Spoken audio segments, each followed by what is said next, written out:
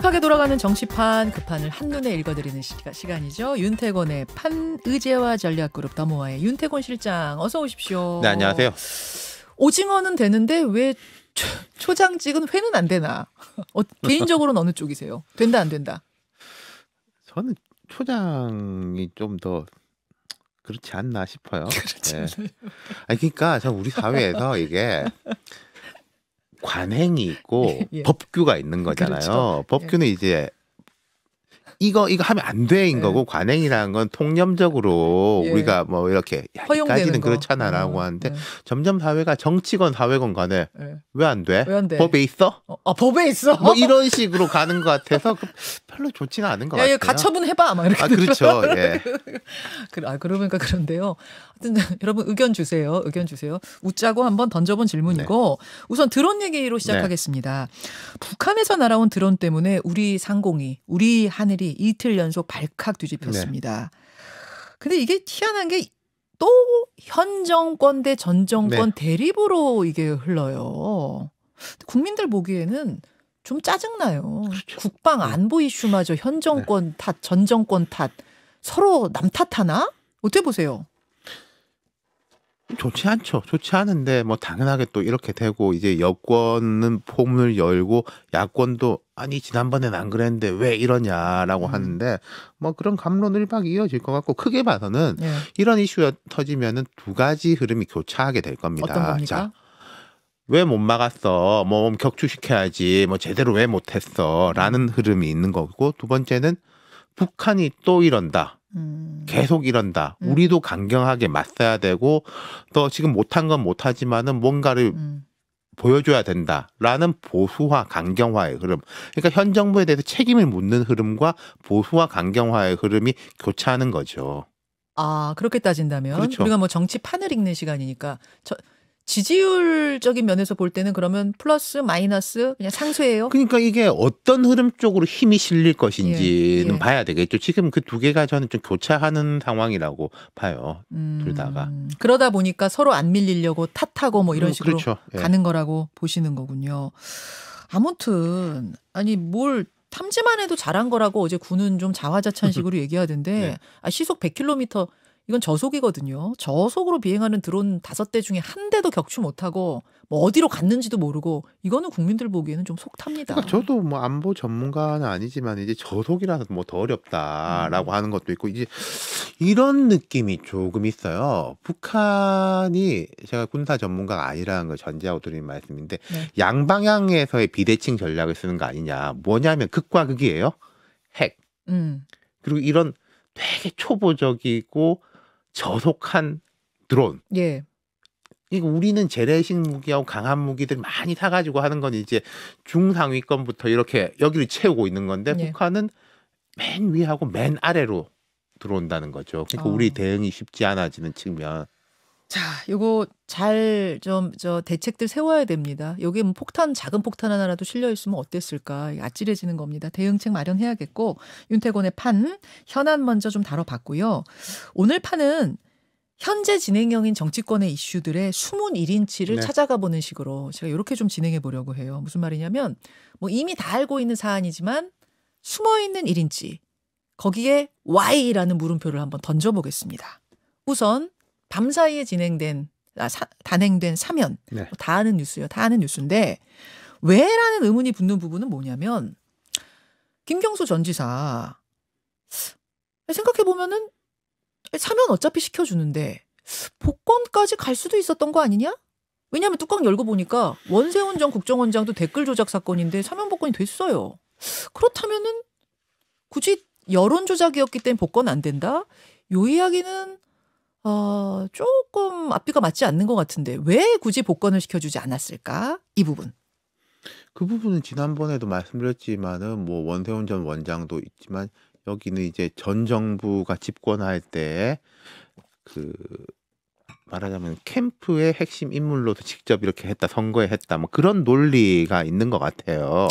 그리고 이제 이 부분이 얼마 되지 않았기 때문에 바로 정치 활동을 하게 하는 게 맞느냐, 뭐 그런 부분이 있는데, 그리고 그 당시에 이제 보면은 민주당 쪽에서는 압박 같은 게 좀 있었지 않습니까? 복권 해야 된다. 네, 막 이런. 있었어요. 그게 더 조금 좋지 않은 영향을 미쳤을 수도 있겠다. 그 아, 윤 대통령의 사면이라는 거는 이제 대통령의 결심인 부분이니까. 솔직히 대통령 맘이죠. 특별 예. 사면은. 그러니까 이제 사면 복권 같은 경우에 사실 이제 우리가 소시지 만들 때 소시지 만드는 거 보면 별로 안 좋다. 그런 예. 이야기 하지 않습니까? 예.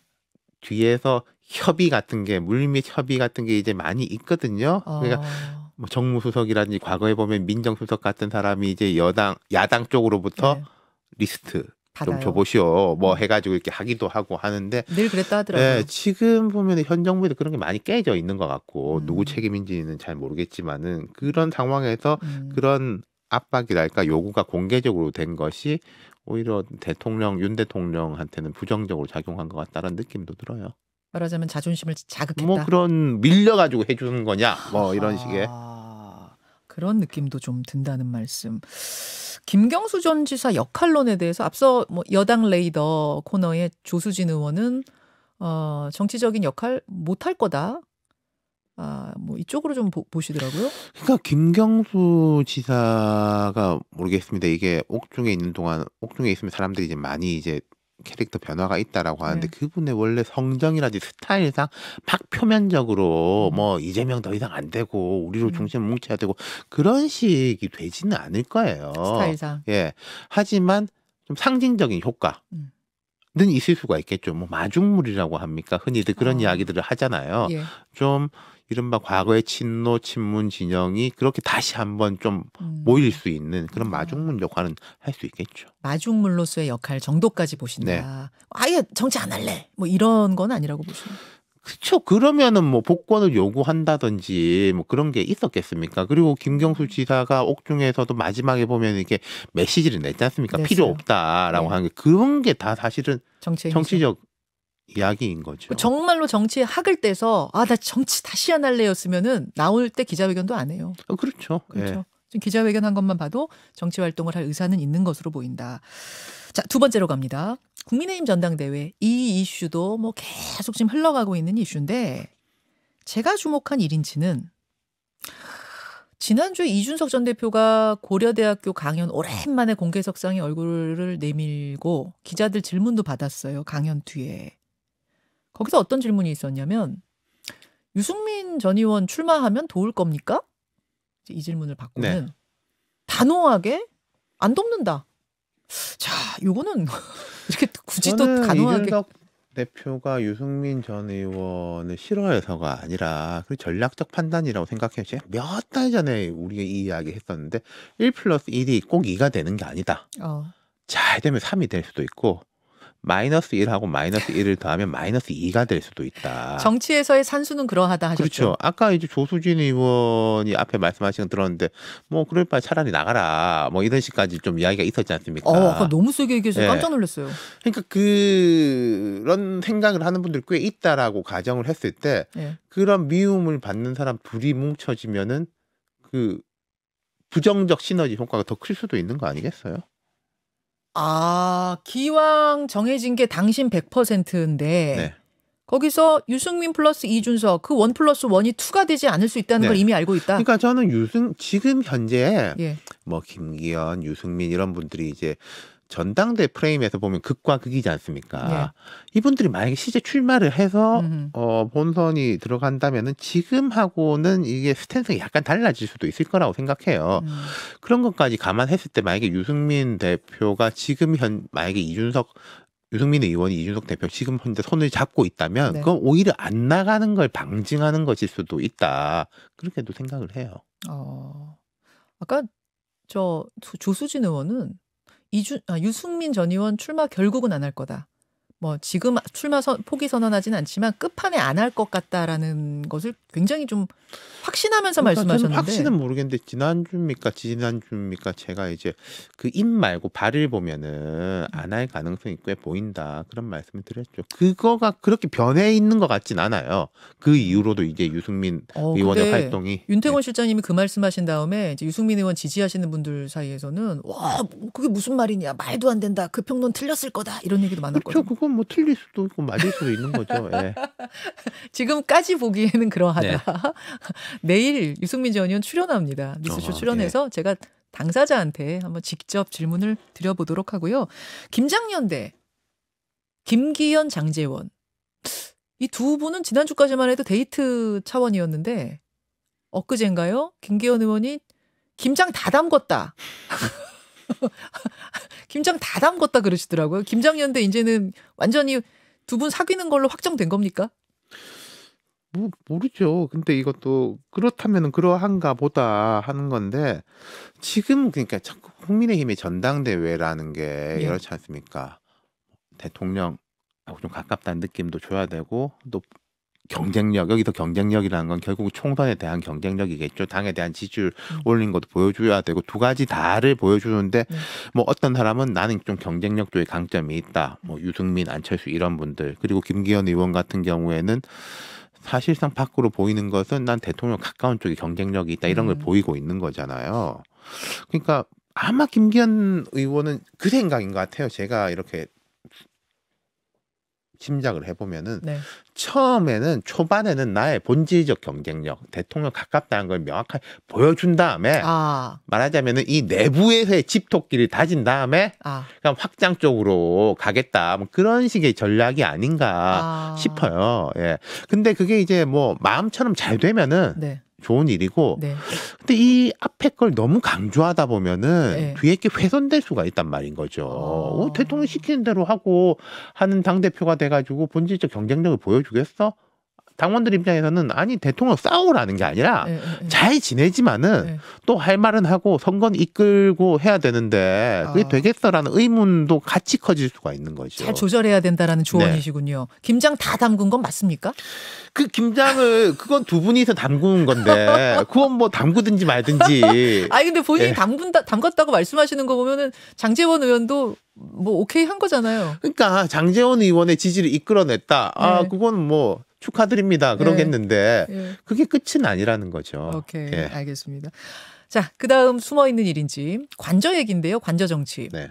왜 관저에는 더 이상 부르지 않는가? 나경원 의원, 안철수 의원 저도 부르겠지요. 막 이렇게 답하셨거든요. 근데 소식이 안 들려요. 나경원, 안철수 두 분을 불렀는지는 제가 모르겠는데 이런 것은 있는 것 같아요. 한참 그 이야기가 나왔을 때 잇따른 이제 보도 같은 게 옛날 대통령들도 다 비공개 이렇게 부르고 해서 밥도 먹고 이야기도 나누면은 뒤에 알려지거나 뭐 확인할 수 없다 이런 식이 되는데 여기는 뭐 들어갔다만 나오면은 뭐가 나오냐.